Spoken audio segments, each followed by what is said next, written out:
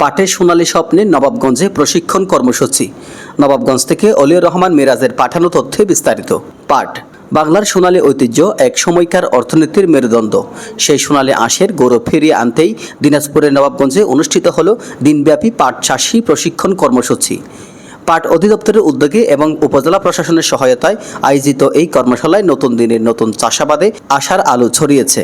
মঙ্গলবার 22 এপ্রিল সকাল 11:30টায় নবাবগঞ্জ উপজেলা অডিটোরিয়ামের হলরুমে এর প্রশিক্ষণের শুভ সূচনা হয়।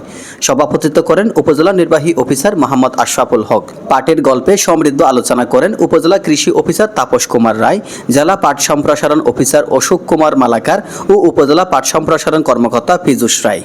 বক্তারা বলেন, আধুনিক প্রযুক্তির ছোঁয়ায় পাট চাষের ক্ষেত্র বদলে যাচ্ছে।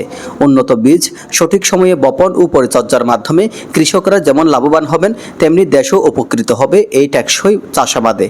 একদিনের প্রশিক্ষণ পাবেন এবং প্রশিক্ষণের সাথে সাথে আপনারা পাট বীজ এবং একসাথে সার পাবেন।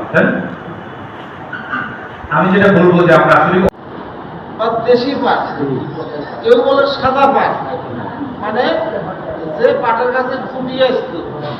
উপজেলার 6টি ইউনিয়নের 75 জন কৃষক অংশগ্রহণ করেন এই প্রশিক্ষণে। কেউ এসেছেন খালি হাতে, কেউ বা আবার আশা আর অভিজ্ঞতা ঝুলে নিয়ে।